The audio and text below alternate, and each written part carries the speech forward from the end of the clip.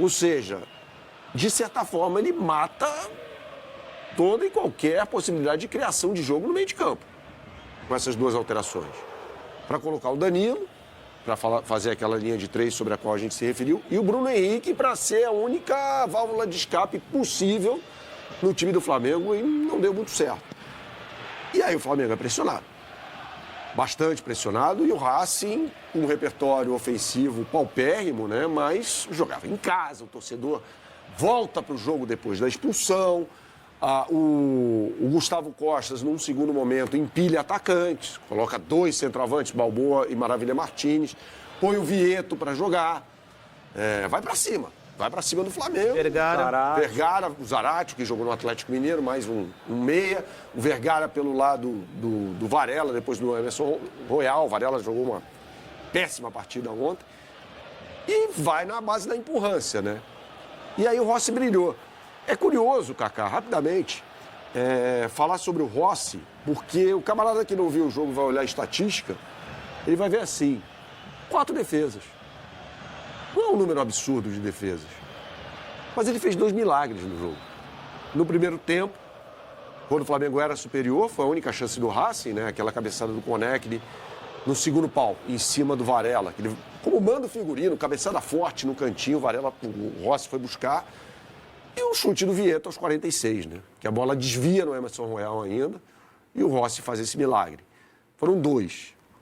E aí dá para falar que a classificação do Flamengo passa por 2 caras. No campo, o Rossi principalmente, e fora dele pelo Felipe Luiz, porque a aposta dele foi paga. Para mim, o Rossi é o melhor jogador do Flamengo nessa edição da Libertadores. Eu até fui ver aqui se o Rossi tinha jogado no Racing, não jogou. Ele jogou no Chacarita, no Estudiantes, no Defensa e Justiça, no Boca, no Antofagasta e no Lanús. Isso. Sabe baixar as linhas quando é necessário, entregar a bola ao seu adversário e dizer, venha, eu sei que você não tem recurso, eu sei que você só vai usar a bola longa, eu vou me defender bem e vou sair daqui com a classificação. Então, para mim, este é o Flamengo do Felipe Luiz.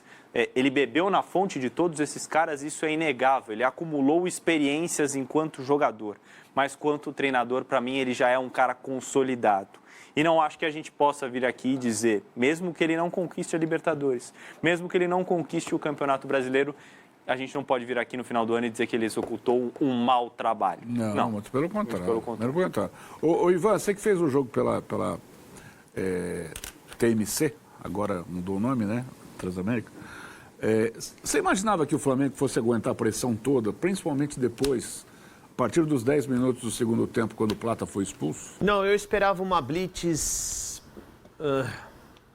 assim, um Racing mais perigoso. E eu acho que o Flamengo teve muito mérito para brecar um pouquinho esse ímpeto do adversário, né? Quando você fica com a bola, você tira também as possibilidades do seu oponente, né? E eu acho que o Flamengo conseguiu fazer um primeiro tempo assim muito acima do esperado. Numa escalação que talvez a gente aqui não imaginava, porque a gente imaginava o Saul na equipe Jogou principal. Luiz Araújo, que entrou bem, mas perdeu muito desempenho ao longo do jogo. Só que assim, ele levou perigo em 2 pancadas de fora da área, né? Se uma bola daquela entra, praticamente ele decide o jogo, né? E eu acho que o Flamengo conseguiu suportar tudo isso botando a bola no chão. Em nenhum momento o Flamengo se apavorou jogando lá. Muito bem.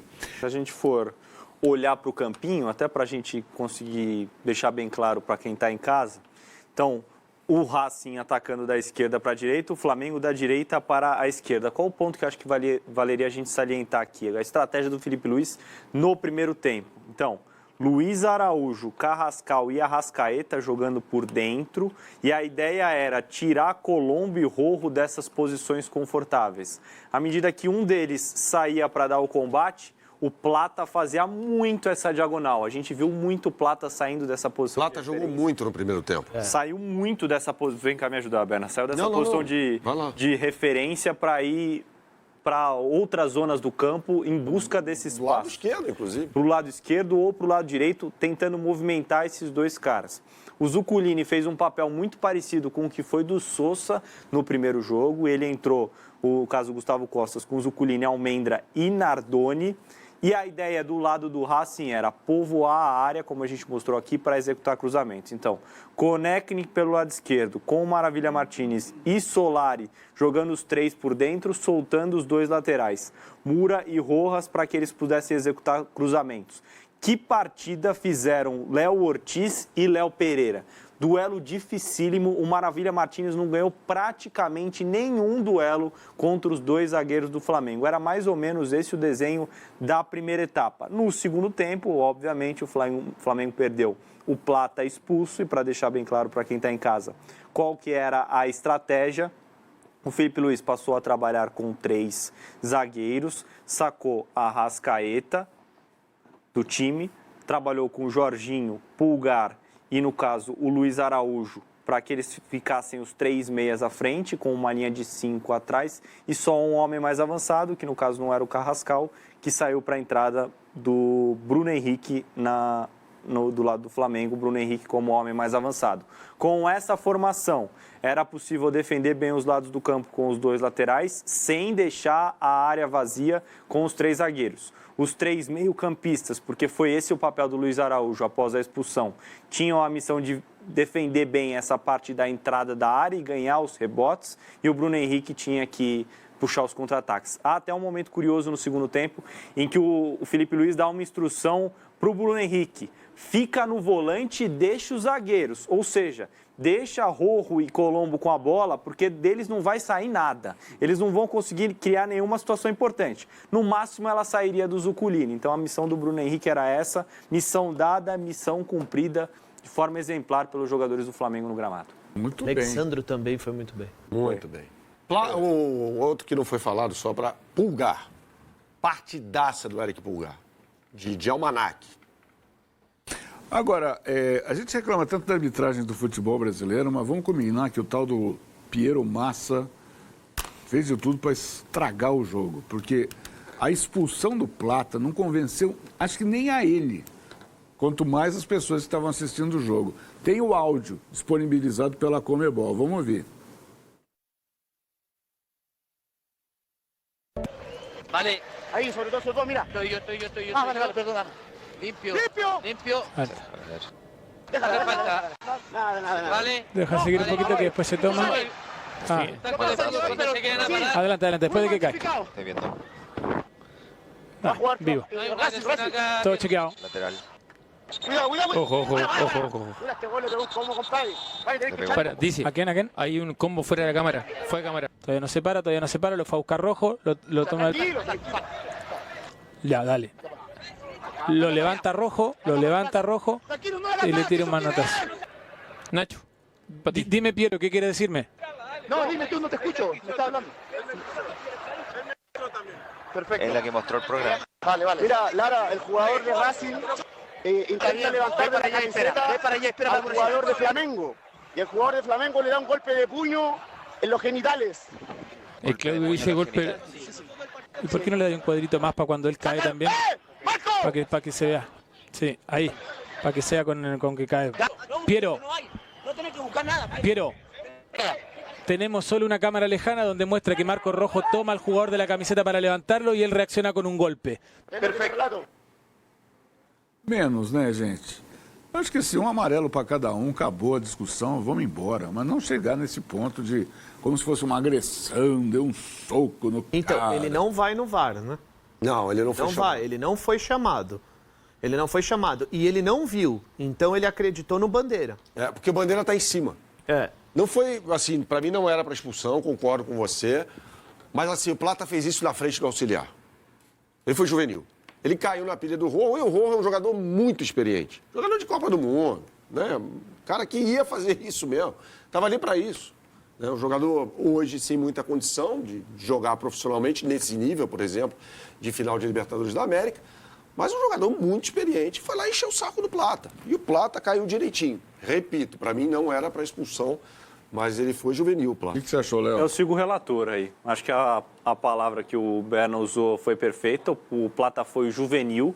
Para mim, teve uma atitude intempestiva e quando você tem esse tipo de atitude, você corre o risco. E há como o árbitro ter esse tipo de análise. Eu acho que ele foi muito rigoroso com a atitude do Plata. mas ele poderia ter esse tipo de análise e aplicar o cartão vermelho. Um cartão amarelo para cada lado eu acho que resolveria bem a situação, sem que você precisasse desfalcar uma das duas equipes, como aconteceu no caso do Flamengo. Mas vou te dizer, Kaká, que o Flamengo se defendeu muito bem, mesmo após a saída do Plata.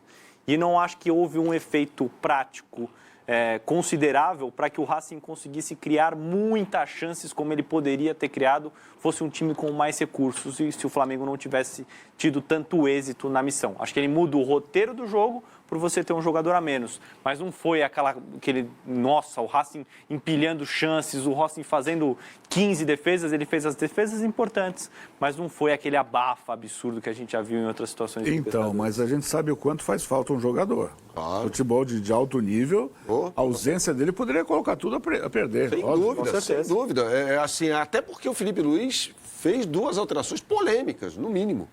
As saídas de Carrascal e Arrascaeta por causa desse lance. No mínimo, esse lance provocou isso. Agora, Kaká, eu acho que o Piero Mazza ficou com isso na cabeça e estava louquinho para expulsar alguém do Racing. Porque ele expulsou o Rojo. Aí o VAR o chama e ele foi ver que foi um choque de cabeça. Tá? Mas ele deu um cartão vermelho para o Rojo ali no ato. Né? E eu acho que o histórico conta. O jogo conta. Você olha, ele envolvido numa... acho que isso aí é para expulsão. Deveria ter contado na hora, inclusive, de avaliar a expulsão do Plata. Falou, pô, o Rojo tá fazendo catimba aqui.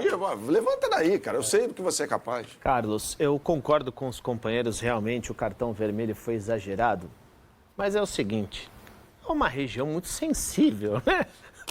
Qualquer peteleco e o jogador vai pro solo, entendeu? Ele não pode dar margem, né? Não, é uma região que aceita, juvenil, que aceita juvenil. Muita coisa, Cara, entendeu? não pode fazer isso na cara do Bandeirinha. Pode. Mas esse é o medo que eu tenho dos jogadores do Palmeiras hoje. É uma bobagem dessa que pode colocar tudo a perder. Pode, como aconteceu contra o Corinthians. Mas o Palmeiras desse ano já deveria estar vacinado, né? Agora, sobre o Flamengo, você falou das trocas. O Felipe Luiz mostra ter muita personalidade e um controle absurdo do grupo. Não foram poucas as oportunidades em que o Felipe Luiz tirou de alguns jogos caras grandes do elenco do Flamengo. No caso, cito um especificamente, a Arrascaeta. Falamos aqui sobre o jogo que para o Berna foi a grande exibição do Flamengo desde os anos 80, certo? Não, desse século. Desse século. Contra o Chelsea. Contra o Chelsea. Ele tirou o Arrascaeta. Tirou o Arrascaeta. Ontem, ele vai tentar deixar o Arrascaeta na frente e tirar todo mundo. Não. Eu preciso reforçar minha defesa, eu quero fazer uma linha de 5, um 5-3-1, vai sair o Arrascaeta. Depois, se não der certo, a culpa é minha. Mas eu tenho que prezar pela equipe. E acho que isso mostra a personalidade. Outros caras, na mesma posição do Felipe Luiz, não tomariam essa atitude. Sem dúvida. Agora, vamos falar o português, claro, aqui. A diferença entre Flamengo e Racing é abissal. Abissal, não tem comparação, nem no nível técnico, nem no valor do passe dos jogadores. Eu, ao longo da partida, a gente fica no SofaScore, né? A gente trabalha em comum acordo aqui com o SofaScore. E aí eu estava vendo lá, eles agora fizeram uma reformulação no site, no aplicativo, que você coloca o campinho e você, num toque, você pode puxar a idade de todos os jogadores. E num outro toque, você pode puxar o valor de mercado dos jogadores. Então, assim, entre o que valem os jogadores do Flamengo e o que valem os jogadores do Racing, mas é uma coisa, assim, 3 vezes mais, alguns 4 vezes mais, para mostrar como o futebol brasileiro investiu, principalmente durante a pandemia, né? O dinheiro todo veio para cá, em termos econômicos, o Brasil tem uma moeda mais forte do que os pares aqui na América do Sul, e o futebol da Argentina faz o que pode. Né? Solta foguete antes do jogo, o Gustavo Costa diz que vai matar todo mundo, aquela coisa tal, e no fundo, tecnicamente... É bem por aí. Não dá para o gasto. O repertório do Racing é muito pobre.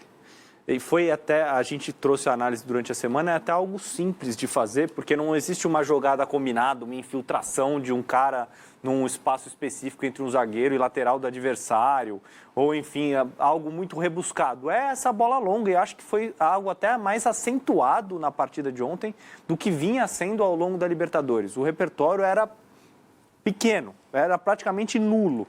Seria, sinceramente, falando português claro, seria um desperdício para a competição que o Racing avançasse e o Flamengo ficasse pelo caminho, pelo nível de jogo. uma visão um pouco diferente, assim, eu concordo. É inegável a discrepância, o abismo financeiro existe. Principalmente quando você coloca Palmeiras e Flamengo na prateleira, como é o caso dessa semifinal. Mas a Copa possibilita esse tipo de coisa. Há eliminações vexatórias de clubes brasileiros com mais orçamento para times com caixa minguado. Essa diferença se estabelece no jogo de hoje da LDU? Também. Você olha para o time da LDU, qual o jogador ali que se equipara? Se você pegar as 11 posições, fizer uma comparação das 11, você vai ver 11 jogadores mais valiosos do Palmeiras. Sim. O craque do Racing saiu na temporada passada, né? Inteiro. No começo. Que Hoje foi tá pro no River Plate. Ele foi para o América de Cali e depois para o River Plate. O outro jogador do Racing não foi pro River Plate? O Rojas. Mas, Kaká, assim, a Copa possibilita isso. A gente viu isso na Copa do Mundo de Clubes. O Flamengo ganhou do Chelsea, o Fluminense foi até a semifinal. Acontece. Copa possibilita esse tipo de coisa. Pode ver um time ali que está num dia bom. O Barcelona de Guayaquil, é até pertinente essa lembrança, porque o Palmeiras hoje joga contra um equatoriano. O Barcelona de Guayaquil eliminou o Palmeiras no Allianz Parque na Libertadores de 2017, nos pênaltis. Aquele jogo em que o Dudu não quis bater. Acontece, a Copa possibilita isso. Era o Palmeiras do Cuca aquela oportunidade, né? Era um Palmeiras que não jogava No caso da bem. Copa do Mundo, se você fizesse esse exercício com o Flamengo de um lado e Bayern de Munique do outro, você ia ver uma coisa muito parecida. Né? Isso. Isso realmente Mas se aconteceu você o for- Fluminense e Inter, por exemplo. Fluminense e Al Hilal. Flamengo e Chelsea. Eu estou falando aqui de 3 jogos em que os times com um orçamento menor subjugaram os Golias, né? Mas esse abismo não havia, né? Qual? Esse entre brasileiros e argentinos. Há 30 anos atrás. Não... Exatamente. Antes todo mundo temia pegar Boca, River Plate e tal. Eu Hoje acho que a não. Argentina... Bom, aí precisa de um programa falar isso. Mas a Argentina, quando abandona o pareamento do peso e do dólar, que é obrigada a fazer aquilo, há uma crise sem precedentes na Argentina, isso foi em 2001, e aí veio o advento do Plano Real no Brasil, em 1994, ali a coisa começa a ficar diferente, né? E se não abrir para a SAF na Argentina, eu acho que o futebol vai cada vez mais para o fundo do poço. Né? Mas acho que se você olhar para o nível do jogo, Kaká, o que o Racing é capaz de fazer, a LDU tem mais repertório. O repertório da LDU tem mais repertório de jogo, tem os meias chegando de trás, o Vidiamil, tem 2 homens de frente que se movimentam muito, 2 alas espetados. Não é só um time que vai jogar a bola dentro da área, à torta direita, como o Racing fez na noite de ontem. Então, não é uma equipe com um orçamento gigantesco, mas acho que mesmo com aquele material humano que ele tem, o Thiago Nunes consegue fazer um trabalho melhor para mim do que o do Gustavo Costas.